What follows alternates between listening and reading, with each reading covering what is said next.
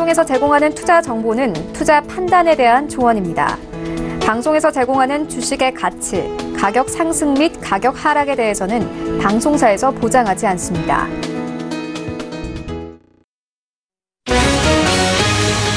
오늘의 헤드라인 뉴스입니다. 중국 상무부가 자국 무역 관행에 대한 미국 무역대표부의 비판에 반발했습니다. 중국 측은 무역 관행에 관한 미국의 보고서를 전혀 받아들일 수 없다고 밝혔습니다. 미국 무역대표부는 기술 이전과 지식재산권, 혁신에 관련된 중국의 정책 관행에 대한 업데이트라는 보고서를 홈페이지에 게시해 중국을 정면으로 비판한 바 있습니다. 미국이 캐나다와 멕시코로부터 수입하는 철강에 대해 쿼터를 두는 방안을 검토하고 있는 것으로 알려졌습니다. 기존 이 철강 관세를 철폐하는 조건으로 한국과 같이 수입 물량에 쿼터를 두는 방안을 검토하고 있다는 것입니다. 이달 말 각 나라는 20개국 정상회의에서 철강과 알루미늄 관세 문제 타결을 목표하고 있습니다. 한국거래소는 코스피 200 내 특정 종목의 편입 비중을 일정 수준으로 제한하는 시가총액 비중 상한 제도를 내년 6월부터 도입해 적용할 예정이라고 밝혔습니다. 이 제도는 지수 내 특정 종목의 편입 비중이 지나치게 높아질 경우 리스크 분산 효과 저하, 수급 쏠림 현상, 자산 운용의 어려움 발생 등의 부작용을 완화하고 지수의 투자 가능성을 강화하는 목적으로 도입됩니다. 김용범 증권선물위원장은 삼성 바이오로직스가 고의 분식 회계로 주식 거래가 정지된 것과 관련해 불확실성이 오래가지 않도록 한국거래소에 의견을 전달했다고 밝혔습니다. 김 부위원장은 국회 정무위원회에서 삼성 바이오로직스 주주가 거래 정지로 고통을 받는 만큼 불확실성이 해소돼야 한다는 지적에 거래소가 실질 심사를 속도감 있게 진행하고 있고 거래소의 시장 불확실성이 오래가지 않아야 한다는 의견도 전달했다고 설명했습니다. 시청자 여러분 안녕하십니까? 출발증시와이드 1부 시작합니다. 최윤입니다. 어제 우리 시장 코스피와 코스닥 양지수 모두 하락 마감했습니다. 코스피 시장에서는 외국인들이 8거래 연속 매도세를 이어오고 있는데요. 어제 시장에서는 외국인들과 기관들이 동반 매도에 나서면서 지수가 2060선까지 내려왔습니다. 코스닥 시장도 마찬가지입니다. 어제 외국인들과 기관들이 동반 매도에 나서면서 690선까지 다시 내려왔습니다. 어제 시장에서는 지금까지 약세를 이어오던 반도체주들이 회복세를 보이기 시작을 했고요. 하지만 이 자동차주들이 하락세를 보이면서 시가총액 순위도 조금씩 바뀌는 모습이었습니다. 이런 시장 상황들 오늘 출발증시와이드 1부와 함께 정확하게 알아보도록 하겠습니다. 네, 먼저 오늘 글로벌 시시각각 시간에는요.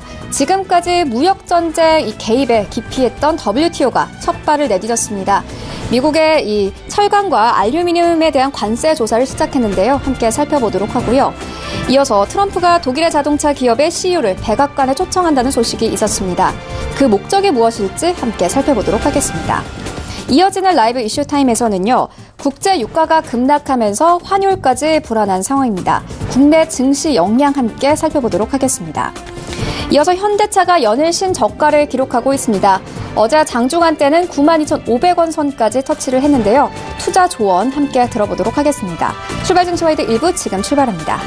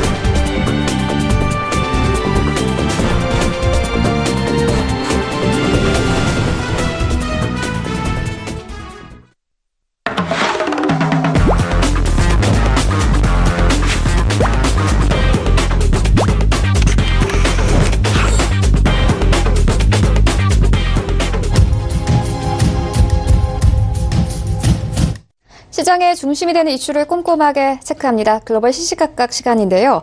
KTB 투자증권 이성훈 과장 전화 연결되어 있습니다. 안녕하세요. 네, 안녕하십니까.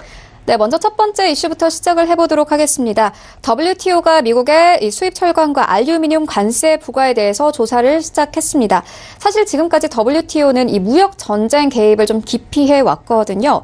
그런데 이번에 이제 WTO가 미국의 손을 좀 들어주게 되면은 보호 무역주의를 좀 옹호하는 행태가 되는 거고, 그렇다고 또 중국 쪽으로 가자니 미국이 WTO를 탈퇴할 가능성이 높아지고 있습니다. 이런 상황들 조금 더 자세하게 짚어봐 주시죠. 네, 말씀하셨듯이 애매한 좀 상황이라고 좀 볼 수 있겠는데요. 세계무역기구가 도널드 트럼프 미국 행정부의 수입 철강과 알루미늄에 대한 높은 관세 부과에 대해 조사를 시작했습니다. 중국과 유럽연합 등의 요청 때문인데, 우선 무역 전쟁 중인 미국과 중국은 WTO 회의에서도 갈등을 현재 빚는 상황이라고 말씀드릴 수 있겠고요. 우선 블룸버그 통신에 따르면 이 WTO는 이날 분쟁 해결 기구 회의를 열고 미국의 수입 철강 그 알루미늄 관세 부과에 대한 분쟁 처리 소위원회를 설치하기로 했습니다. 1심에 해당하는 것으로 조사를 시작한다는 의미인데요. 앞서 트럼프 정부는 지난 3월에 국가 안보에 위협이 된다는 이유로 중국과 유럽연합, 그리고 캐나다, 멕시코 등으로부터 수입되는 철강과 알루미늄 제품에 각각 25% 그리고 또 10%의 추가 관세를 좀 부과했습니다. 이에 관세 부과 대상국들이 WTO 규칙 위반이라고 지금 제소한 상태인데요. 쟁점이라고 할 수 있는 부분은 트럼프 정부의 주장처럼 이 수입 철강이 미국의 안보에 위협이 되는지 여부입니다. 이 WTO가 안보를 이유로 한 이 수입 제한을 허용하기 때문이라고 좀 볼 수 있겠는데요. 다만 최종 심의 결과가 나오기까지 항소와 상고가 이어지면서 최대 몇 년이라는 시간이 걸릴 수 있다라는 부분이고요. 우선 블룸버그에 따르면은 이 WTO는 정치적으로 껄끄러운 이번 조사를 계속 피해왔는데, WTO가 미국의 손을 들어주면 다른 회원국들도 이 국가 안보를 이유로 보호무역주의가 강화할 수 있는 상황이라고 좀 밝혔고요. 반대의 경우에는 미국이 WTO를 탈퇴할 우려가 있다라고 이렇게 좀 밝힌 상태입니다. 이 무역 전쟁 중인 이 미국과 중국은 이날 이 WTO 회의에서도 충돌한 부분인데요. 우선 데니스 시어 WTO 미국 대사가 한 말이, 중국이 만약에 WTO를 이용해 반시장 정책을 추진하고 시장을 왜곡하는 그런 부분이라고 한다면은 문제가 되면서 특히 철강과 알루미늄 부분에서 엄청난 공급 과잉을 초래했다라고 좀 비난했습니다. 중국도 지지 않고 근거 없는 주장이라고 반박하면서 이거에 대한 두 나라의 갈등은 계속해서 지속되지 않나 이렇게 보입니다. 네, 그런데 중국뿐만이 아니라 유럽과의 갈등도 계속되고 있습니다. 최근 이 미국 측이 독일 자동차 3사죠. 폭스바겐, BMW 그리고 다임러의 CEO를 백악관으로 초청할 것이다. 이런 보도가 있었습니다. 하지만 단순 초청이라기보다는 미국 내 생산량 증가를 압박하기 위한 것이다. 이런 분석이 이어지고 있거든요. 이건 어떻게 보십니까? 네, 우선 도널드 트럼프 미국 행정부가 독일의 폭스바겐, BMW, 다임러의 최고 경영자를 조만간 이제 백악관으로 초청하는 방안을 검토 중이라는 얘기가 나왔는데요. 우선 언론에 따르면은 이 3사 경영진들은 수일 안에 레디 커들러 백악관 국제경제위원회 위원장, 그리고 윌버로스 상무장관, 또 로버트 라이트하이저 미국 무역대표와 회동할 예정이라고 좀 밝혔고요. 또 도널드 트럼프와의 짧은 회동도 예정되어 있는 것으로 좀 알려졌습니다. 이 미국과 유럽연합은 지난 7월에 자동차를 제외한 품목에 대해서 무관세 자유무역 협정을 추진하기로 합의했지만 구체적인 내용을 놓고 입장차를 보이면서 다시 갈등을 좀 빚고 있는데요. 이번에 CEO 초청은 독일을 압박해 FTA 협상의 속도를 내기 위한 작업으로 좀 풀이되고요. 이 로스 장관은 지난달 16일이죠. 이 브레즈에서 열린 만찬에서도 이 독일 자동차 업계 CEO들에게 미국 정부의 조급함을 좀 전달한 것으로 전해졌습니다. 이 미국 정부의 한 관계자에 따르면은 이번 회동을 독일 자동차 업계의 부품 공장을 미국으로 이전하도록 설득해 수입 부품 비중을 줄이고 미국 내 생산을 증대할 수 있는 방안에 초점이 맞춰져 있다라고 설명했고요. 하지만 독일의 자동차 업계는 지난 2009년 이후 작년까지 미국 내 생산 자동차 수를 이미 4배가량 늘렸다면서 반박하고 있는 상황이다라고 좀 정리할 수 있겠고요. 미국은 또 유럽산 자동차에 대해 최대 25%의 보복 관세를 가하면서 이 독일 자동차 업계가 이 자국 정부에 어떤 식으로든 업계에 도움이 될 수 있도록 미국 측에 로비하도록 만드는 방식으로 협상을 유리하게 이끈다는 방침을 좀 갖고 있습니다. 하지만 이제 유럽연합과 독일 정부 관계자를 따르면은 유럽연합 집행기관인 유럽위원회만 회원국을 대표하면서 무역 협상을 할 수 있는 권한을 갖고 있다는 사실을 미국이 완전히 무시하고 있다라고 좀 밝혔고요. 한마디로 뭐 독일만 상대하고 있다 이런 부분에 있어 불만을 표시를 하는 부분이라고 볼 수 있겠습니다. 참고로 이제 모든 무역 협정은 28개 유럽연합 회원국 전체의 승인을 받아야만 이루어질 수 있기 때문에 이런 부분에 대한 진통은 계속해서 나오지 않을까 이렇게 보입니다. 네, 알겠습니다. 이러한 무역전쟁 이슈는 조금 계속 지켜봐야 할 것 같습니다. 네, 이어서 이제 미국 내부로 한번 들어가 보도록 하겠습니다. 미국 증시가 급락하고 있는 가운데 월가 투자자들은 미국 연준의 금리 인상 속도를 늦춰야 한다 이렇게 압박하고 있는 상황입니다. 마켓워치의 보도를 보니까 연준이 이대로 간다면 주가 수익률이 줄어들 것을 각오해야 한다 이렇게 보도를 하고 있더라고요. 금리 인상 속도 조절될 것이라고 보십니까? 네, 미국 증시가 지금 최근에 좀 많이 떨어지면서, 미국의 그 경제 정책에 대해서 많은 비판을 지금 갖고 가고 있는 상황이라고 좀 볼 수 있겠는데요. 우선은 미국 연준의 금리 인상 속도를 늦추라는 월가 투자자들의 목소리가 갈수록 커지고 있습니다. 우선 미국 펜실베니아대 그 휘스턴 경영대학원 제레미 시메 교수는, CNBC와 인터뷰에서 이런 부분을 좀 얘기를 했는데요. 미국의 금리 인상 속도를 시장에서 너무 빠르다고 지적하고 있다면서 현재 시장은 연준의 지나친 긴축 정책을 분명히 우려하고 있다라고 좀 설명을 했고요. 또 미국 투자 책임자 데이비드 비앙코 같은 경우에는 앞으로 물가 상승이 억제되고 성장까지 둔화된다면 연준은 금리 인상 속도를 늦춰야 한다라고 또 투자 노트에서 좀 밝혔습니다. 여기에 또 투자자들은 연준의 정책으로 자산 가치가 타격 입는 것도 좀 경고하고 있는 상황이라고 볼 수 있겠고요. 또 여러 가지 전문가 분들은 많이 얘기를 했습니다. 마켓워치의 칼럼니스트죠. 니감 아로라 같은 경우에도 만약 연준이 현재 통화 정책을 유지할 경우에 주가 수익률이 줄어들 부분을 각오해야 한다라고 좀 밝혔고요. 또 다른 전문가는 현재 통화 정책이 이어진다면 연준이 경제활동 상황보다 자산 가격부터 우선 살펴봐야 한다는 상황까지 왔다라고 좀 설명했습니다. 연준이 다음 달 이제 FOMC 회의에서 금리를 0.25포인트, 25% 이제 인상 후에 세계 경제 성장 둔화와 변동성이 큰 금융시장으로 인해서 내년에는 신중해질 것이라는 기대도 지금 커지고 있는 상황이고요. 우선 블룸버그 통신은 투자자들이 다음 달 금리 인상 가능성을 70%로 보고 있지만 최근에 연준 관리들의 비둘기파적 발언에 투자자들이 내년 인상 횟수를 낮추는데 베팅하기 시작했다라고 좀 밝혔고요.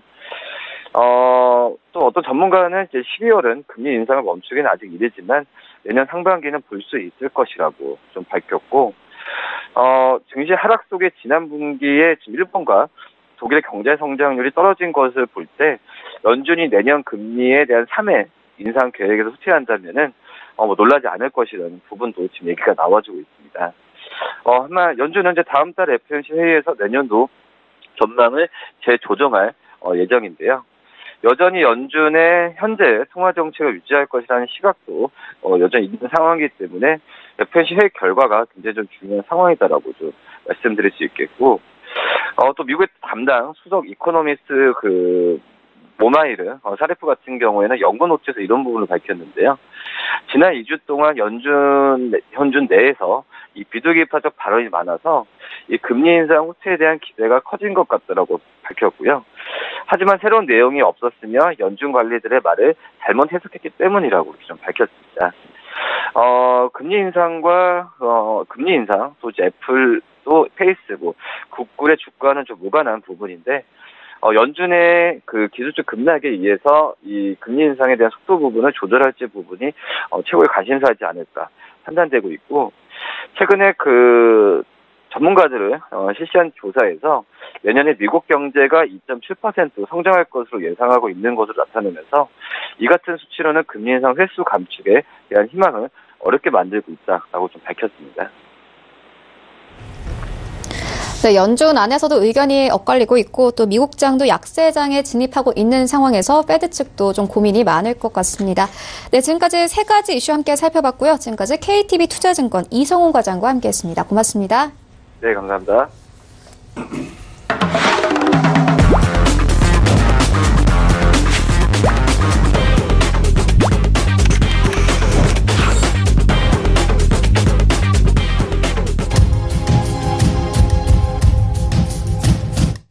이번에는 국내 시장 쟁점 함께 분석해 보도록 하겠습니다. 라이브 이슈 타임인데요. 펠리즈 투자인리서치 김민수 대표 모셨습니다. 안녕하세요. 네, 안녕하십니까.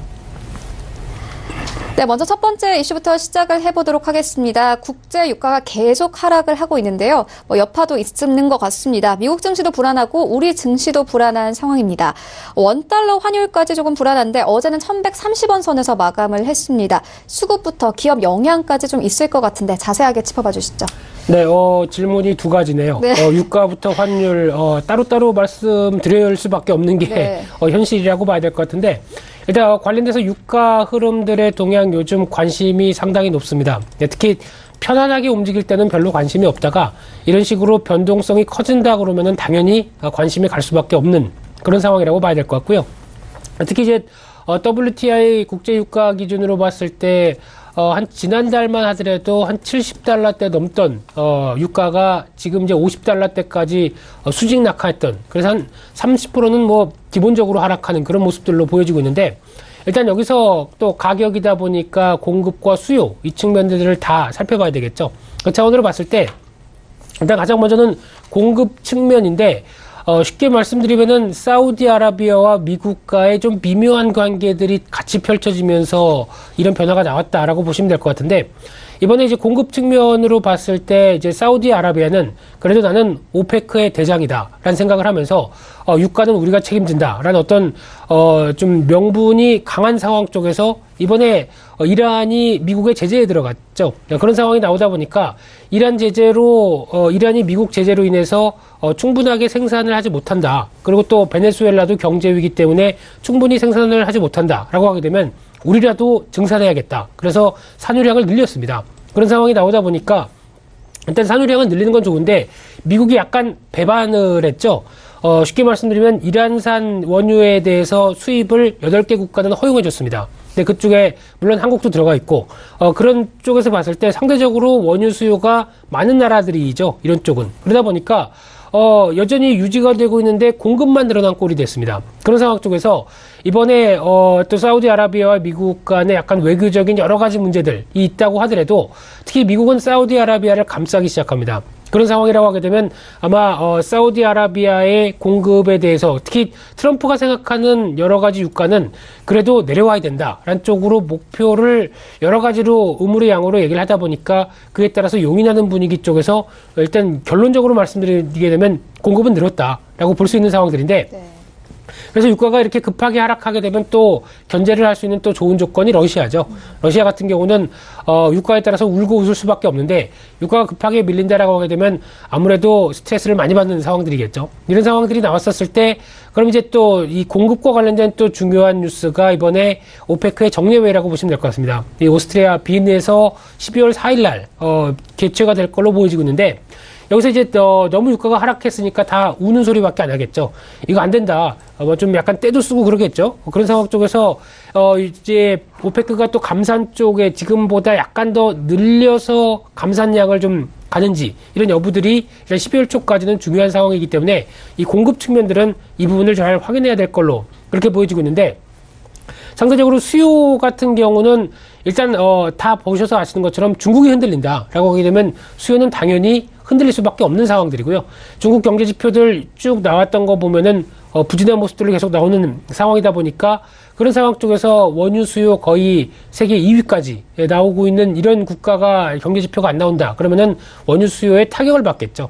그런 상황 쪽에서 신흥국도 요즘 계속 말썽이 조금씩 많은 상황들이 나오다 보니까 글로벌 경기 자체에 대한 여러 가지 흐름들 속에서 지금 보게 되면은 이제 무역 전쟁 여파겠죠. 그런 상황 쪽에서 수요가 줄을 것이다라는 관측들이 나오다 보니까 지금은 공급은 늘어나고 수요는 줄을 것이다라는 관측이 나오다 보니까 당연히 유가가 급격하게 하락했다라는 쪽으로 보시면 될 것 같은데, 그러면 지금부터가 또 중요하겠죠. 지금부터 이제 이 유가 관련돼서 낙폭이 좀 과대했던 만큼 이에 따른 어떤 반응은 일단 반등은 좀 시도를 하겠죠. 근데 예전처럼 빠른 추세로 돌아갈 것인가에 대한 부분들은 아직 의문이 남을 수밖에 없다는 쪽으로 바라보셔야 될 것 같은데, 가장 첫 번째는 12월 달에 많은 게 결정될 것 같습니다. 앞서 말씀드렸던 오페크 정례회의와 관련된 공급 측면들에 대한 얘기들, 그리고 또 12월 달에 또 나오는 미국 간의 정상회담이죠. 이쪽에서도 어느 정도 무역 전쟁 관련된 얘기를 방점을 찍을 수 있을 것인가, 이것도 좀 중요할 텐데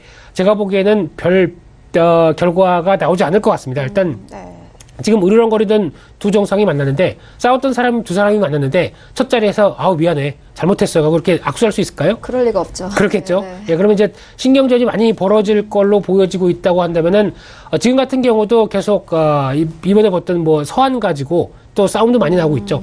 여전히 우린 인정 못하겠다. 중국은 그러고 있고, 미국은 지적재산권 관련돼서 또 이번에 산업안전국에서 또 기술을 통제한다는 얘기 계속 나오고 있죠. 그렇다는 얘기는 바이오 기술이나 IT 이런 쪽에서 상대적으로 우리가 우위를 갖고 있는 쪽에서 수출을 통제하겠다라는 얘기는 일단 직접적으로 대놓고 중국한테 얘기하는 거랑 똑같죠. 그런 관점적으로 봤었을 때 지금 흐름은 일단 또 핵심은 유가의 핵심도 똑같이 무역 분쟁 쪽으로 같이 갈 수 있다, 이런 쪽으로 보고 있는데, 그래도 낙폭이 컸던 만큼, 그리고 또 그래도 계절적인 성수기만큼, 특히 지금 같은 경우 이제 추워지기 시작하죠. 추우면은 난방 해야겠죠. 그렇게 되면 난방 중심으로 수요도 늘어날 수 있는 그런 상황이기 때문에 그래도 수요가 가장 많은 북반구의 겨울이다라고 하게 되면 유가의 수요 기준은 조금 더 늘어날 수 있는데, 이런 거는 일단 단기적이고 어떻게 보면 일시적인 부분들이겠죠. 근데 근본적인 흐름들은 아무래도 이런 여러 가지 흐름들을 봤을 때 가장 중요한 거는 수요 측면이 아닐까 지금은. 그래서 그런 쪽에 대한 변화를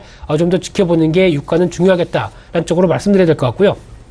거기다가 이제 환율입니다. 네, 환율은 여러 가지 많은 변화가 나오는 또 대표적인 총 합계이기 때문에 어떤 변화에 대해서 앞으로 이렇게 됩니다라고 말씀드리기 좀 힘들다고 하더라도, 지금 기조만 본다고 한다면 1140원대는 단기적인 고점권을 많이 기록을 했었고요. 상대적으로 1130원대 이하에서는 또 올라오려고 합니다. 아직 뭐 해결된 게 없는데 왜 원화가 강세가 돼야 돼? 이런 분위기겠죠. 그래서 지금 흐름을 보게 되면 1130원, 40원대에서 거의 박스권 흐름을 그려간다고 보는 게 맞지 않을까 생각되고 있는데, 여기서 이제 더 중요한 게 달러화 추이겠죠. 달러화가 강세 추이로 계속 가느냐에 대한 여부인데, 물론 이제 금리 인상을 계속 하다 보니까 달러화 강세에 대한 욕구는 상당히 크다고 하더라도, 지금 최근에 나왔던 OECD 경기 전망과 여러 가지 흐름들을 봤을 때 미국이 올해가 정점일 가능성이 높다. 그리고 내년부터 내후년까지는 경제 성장률을 거의 뭐 한 1.9%대까지 많이 밀려내려갔던 그런 상황들이죠. 그렇게 되면은 경제에 대한 자신감이 조금 떨어지기 시작한다. 그러면 지금처럼 달러화가 강세로 갈 수 있을까? 이것도 또 하나의 숙제겠죠. 그래서 여러 가지 복합적인 측면들로 봤었을 때 일단 달러화만 독주하는 흐름들로 가기에는 경제의 여러 가지 상황들을 보게 되면 약간 좀 부담이 될 수도 있겠다는 쪽도 생각하다 보니까 그런 흐름들로 반영되게 되면 다른 통화들이 좀 숨통이 나올 가능성이 높지 않을까, 그런 쪽도 염두를 해야 될 것 같고요.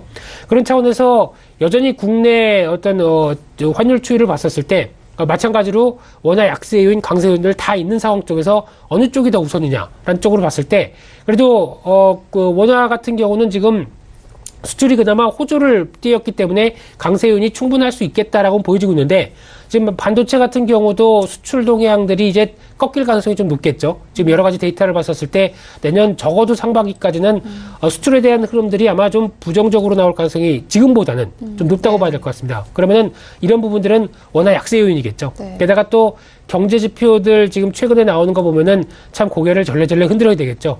이거 이래가지고 대한민국의 미래가 있을까랄 정도로 여러 가지 안 좋은 흐름들이, 뉴스가 많이 나오고 있는 상황들인데, 그것도 마찬가지로 원화 약세 요인들이 나오겠죠. 그런 부분들로 봤었을 때 일단 지금 아직 원화나 이제 달러화 눈치도 봐야 되고 원화 자체적인 흐름들도 봐야 됐을 때 여러 가지 복합적인 흐름들로 나오는 상황에서 아직까지 큰 흐름으로 보게 되면은 어떤 신흥국 관점, 그리고 무역 분쟁 여러 가지 얘기들 봤었을 때 어떤 원화 강세 요인보다는 원화 약세 요인들이 조금 더 우세하다는 데 무게를 두면서 보는 게 맞지 않을까. 그렇게 되면 계속 흔들릴 때마다 어떻게 보면 이제 트레이딩 관점일 수도 있겠지만은 계속 워낙 약세 쪽에 베팅하면서 즉 1140원대를 계속 시도하는 모습들이 나오면서 변화 요인을 봐야 되지 않을까라는 쪽으로 바라보고 있는데 일단 지금 흐름으로 보게 되면은 그래도 뭐 수출 관련된 쪽으로 봤었을 때 그래도 워낙 약세가 그렇게 뭐 떨어지는 모습들은 나오지 않겠다라는 쪽으로 기대할 수 있는 요인도 있겠지만은 일단 환율 같은 경우는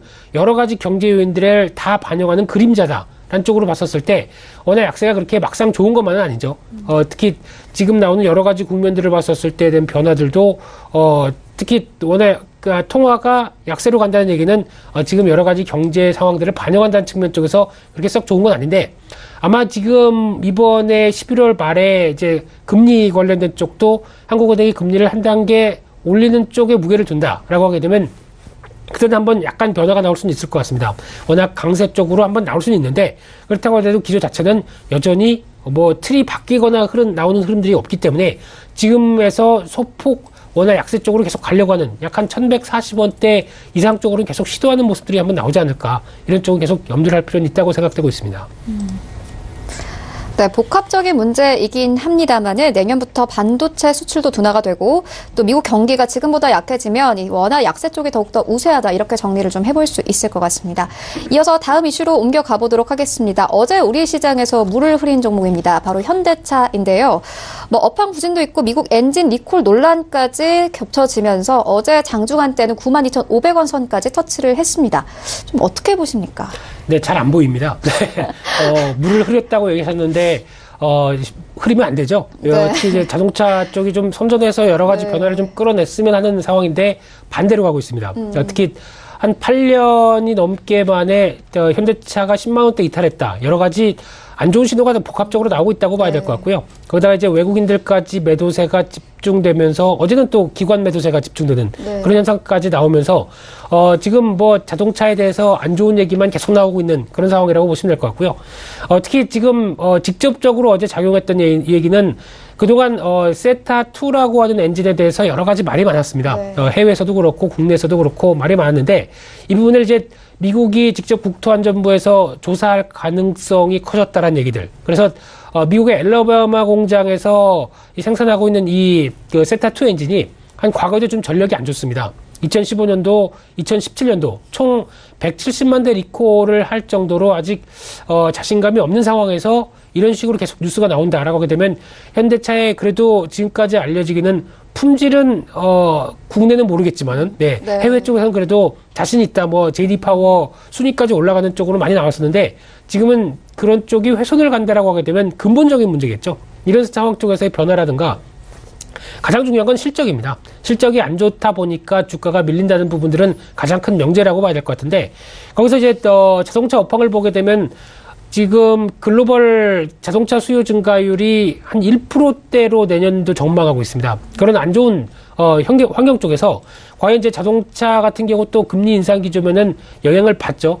혹시 자동차 갖고 계세요? 아니요, 면허도 없습니다. 깜짝이야. 네. 더 이상 네. 대화가 단절되네요. 네.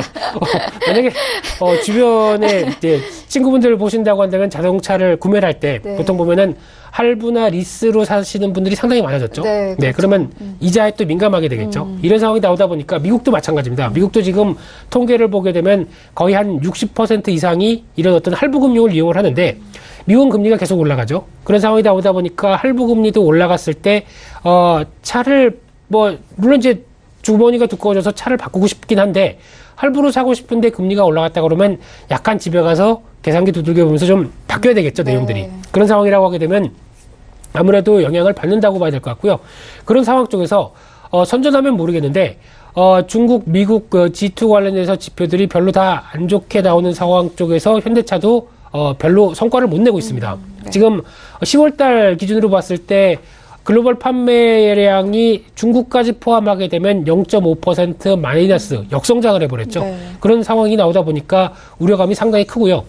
그래서 이제 신차로 우리는 돌파해야겠다라는 관점이 나오다 보니까 지금 신형 산타페가 6월달에 미국에 투입됐고 지금 또 이제 국내에서는 아반떼 이제 새로운 모델 나왔죠. 차 별로 관심 없으시겠네요. 그러면? 그래도 관심은 있습니다. 관심은 약간 삼각형으로 막 좀 모양이 이렇게 되면서 센세이션하다란 반응과 네. 저게 뭐야란 반응 이제 두 가지가 좀 나뉘는 네. 상황들인데 거기다 또 하나 현대차가 기대하고 있는 쪽은 이번에 대형 SUV죠.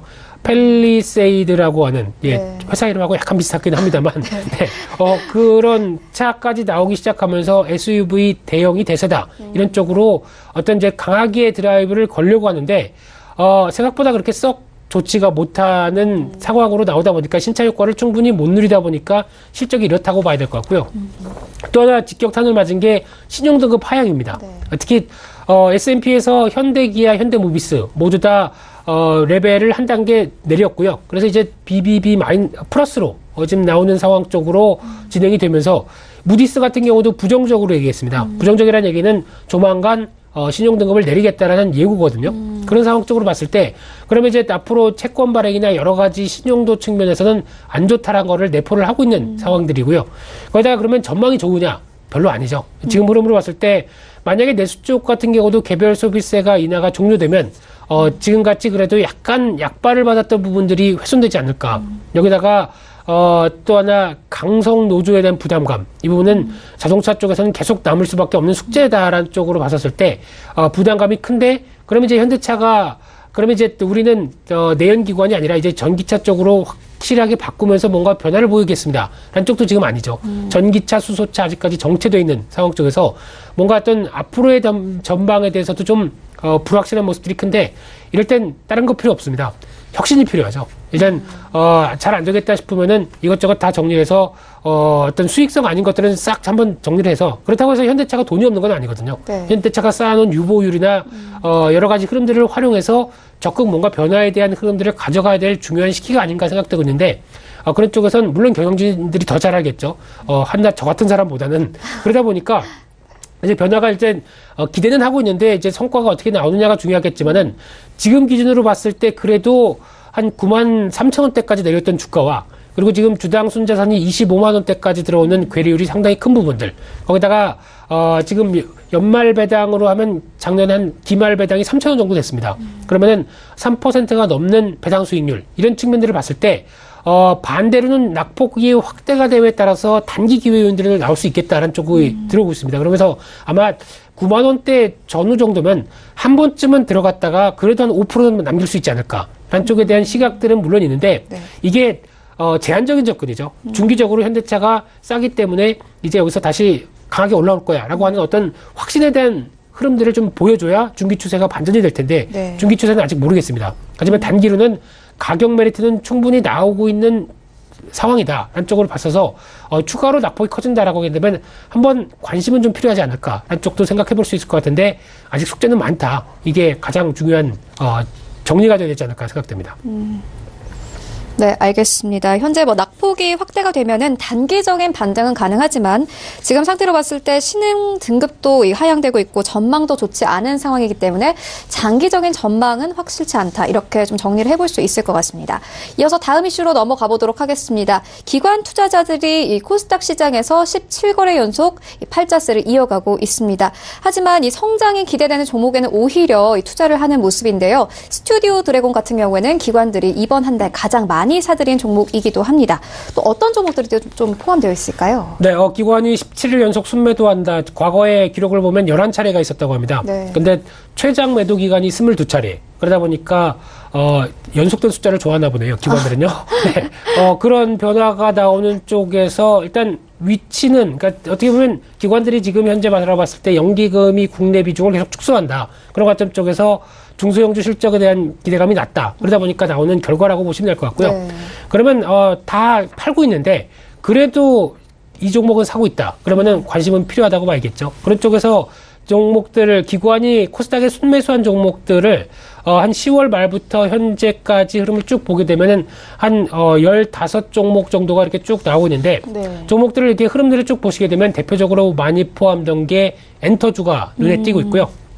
선별적으로 바이오주 같은 경우 일단 여러 가지 여파에서 벗어나서 그래도 이런 종목들은 사야겠다 하는 종목들이 눈에 띈다고 보시면 될 것 같고요. 네. 그밖에 속속 들여서 최악의 상황은 지난 이후에 어떤 주가에 대한 실적이 개선이 느껴진다라는 종목들. 그래서 지금 한 15종목 정도가 화면에 나오고 있다고 보여지고 있는데 여기서 시간 관계상 앵커님이 선정해 주시죠. 앵커님이 이 종목을 한번 보고 싶다. 이 종목은 한번 관심 있다라고 하는 종목들은 몇 종목 말씀드리도록 할게요. 네, 일단 뭐 첫 번째 스튜디오 드래곤 같은 경우에는 많은 분들이 좀 기대를 하고 있잖아요. 그렇죠. 그러니까 뭐 드라마도 이제 신작이 나오고 그러니까 스튜디오 드래곤 일단 먼저 한번 살펴볼까요? 네, 스튜디오 드래곤 같은 경우 일단 지금 장사를 잘했고요. 네. 특히 이제 기대감이 상당히 높은 상황 쪽에서 넷플릭스가 흔들려도 참 단단하다라는 모습을 지금 보여주고 있는 상황들인데 네. 그만큼 앞으로에 대한 드라마는 꽉 잡겠다라는 어떤 기대감이 상당히 높은데 네. 미선 보셨습니까? 못 봤습니다. 미스터 선샤인 네. 회사 일을 너무 시키시나 미스터 선샤인 이후에 네. 12월 달에 가게 되면 또 대작이 기대되던 씬이 네. 나오죠. 알햄브라의 궁전? 맞아요. 그거 나온다고 하더라고요. 네. 그 현빈 선생님 나오니까 보셔야겠죠? 네. 그런 어떤 기대작들이 계속 이어지는 상황 쪽에서 일단 지금 미스터 선샤인도 생각보다는 중국 판매와 함께 여러 가지 판매 조건들이 좋았다고 합니다. 그런 상황에서 과거에 잘 팔았으면은 앞으로에 대한 만드는 드라마에 대한 기대감도 높다라는 어떤 연장선상에서 내년까지 여러 가지 변화들, 특히 이번에 한알령에 대한 여러 가지 규제가 좀 완화될 것이다 라고 하게 되면 가장 먼저 또 날개를 달 수 있을 그런 상황들이겠죠. 그런 흐름들 쪽에서 스튜디오 드래곤 같은 경우는 잘하는 게 있기 때문에 아마 이런 기회를 잘 활용해서 한번 좀 CJ E&M 입장 쪽에서는 대주주죠. 보유 지분을 좀 매각하려고 하는 경향이 나옵니다.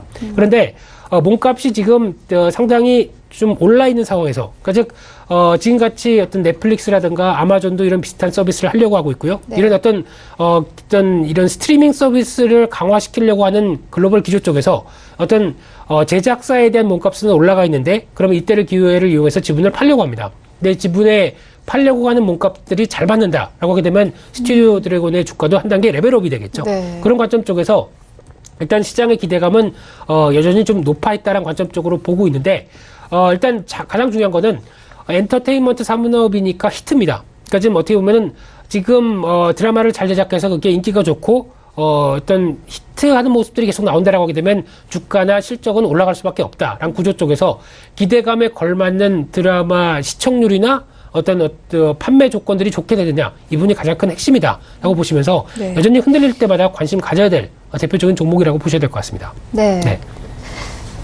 네, 그렇다면은 네. 이 메디톡스는 어떨까요? 좀 바이오 종목이잖아요. 네, 혹시 뭐 갖고 계신 건 아니시고요. 네, 그런 건 아닙니다.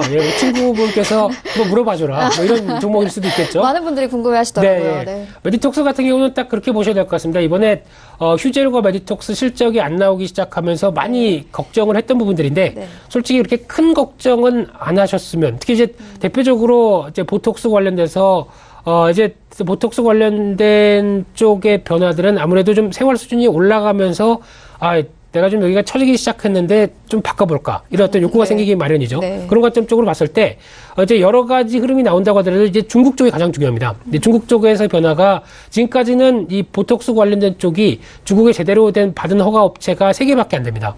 그 중에서 메디톡스나 휴젤이 이제 진출하려고 무지 노력을 하는데, 이런 상황 쪽에서 이번에 중국에서 가짜 백신 파동이 한번 나왔었죠. 네. 그러다 보니까 어떤 의약품 쪽을 강화시켜야겠다라는 쪽에서 여러 가지 규제들을 강화시키다 보니까 그런 쪽에서 수출이나 우회적으로 들어갔던 물량들이 다 못 들어가다 보니까 실적이 안 좋았다고 봐야 되겠죠. 네. 그럼 이제 정식적으로 들어갈 수 있는 활로를 언제 만드느냐, 이 부분이 가장 중요한데, 제가 보기에는 관련된 종목 메디톡스, 휴젤, 대웅제약 쪽에서 메디톡스가 제일 가깝다고 봐야 될 것 같고요.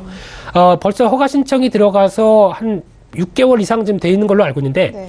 빠르면 내년 초에는 나올 것이다라는 기대감이 높고요. 그렇게 되면은 지금까지 우회나 아니면 뭐 보따리상이나 이런 식으로 들어갔던 제품들이 정식적으로 출시가 돼서 허가가 되기 시작한다. 특히 관련된 가성비라고 그러죠.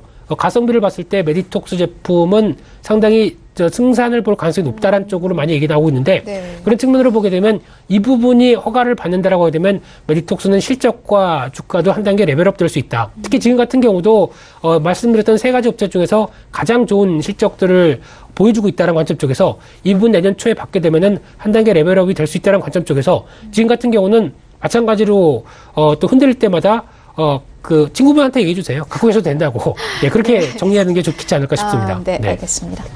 네, 기관들이 아무래도 많이 관심을 받는 종목이다 보니까는 탄탄한 종목들이 여러 개 좀 포함이 되어 있는 것 같습니다. 네, 지금까지 3가지 이슈 함께 살펴봤고요. 펠리즈 투자앤리서치 김민수 대표와 함께했습니다. 고맙습니다. 감사합니다.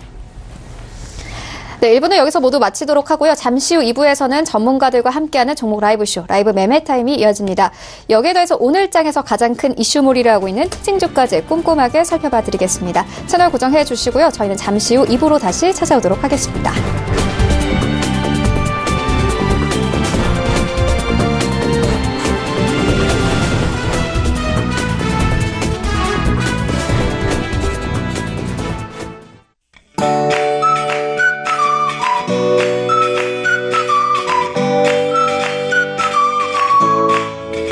안녕하세요. K웨더 라이프스타일 예보 윤지향입니다. 오늘도 든든한 옷차림 하셔야겠습니다. 올가을 들어 가장 낮은 기온 분포가 예상되는데요. 서울 영하 4도, 대구 영하 2도로 영하의 추위가 이어지겠고요. 체감온도는 이보다 더 낮을 것으로 보입니다. 하늘엔 구름이 많겠습니다. 미세먼지 농도는 전국 보통 단계로 예상됩니다. 곳곳에 건조특보가 내려진 가운데 대기가 건조하겠는데요. 화재 예방에 유의하시기 바랍니다. 오늘은 서해상에서 동진하는 고기압의 영향을 받다가 점차 그 가장자리에 들겠습니다. 자세한 지역별 날씨는 나절 예보로 알아보겠습니다. 중부지방 구름 많겠고요. 한낮에 서울과 수원, 대전 모두 7도로 어제와 비슷하겠습니다. 동해안 지방 구름이 많은 가운데 낮 기온은 속초와 강릉 8도, 울진 9도로 예상됩니다. 남부지방 한낮에 광주 10도, 부산 11도로 어제와 비슷하겠고요. 일교차가 크게 벌어지겠습니다. 해상에도 구름이 많겠고 물결은 모든 해상에서 최고 3m로 높게 일겠습니다. 토요일인 내일은 전국에 비나 눈이 올 것으로 보입니다. 일요일은 대체로 맑겠고요. 평년 기온을 회복할 것으로 전망되고 있습니다. 날씨였습니다.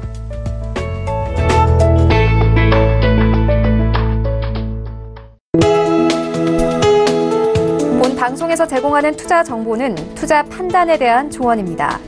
방송에서 제공하는 주식의 가치, 가격 상승 및 가격 하락에 대해서는 방송사에서 보장하지 않습니다.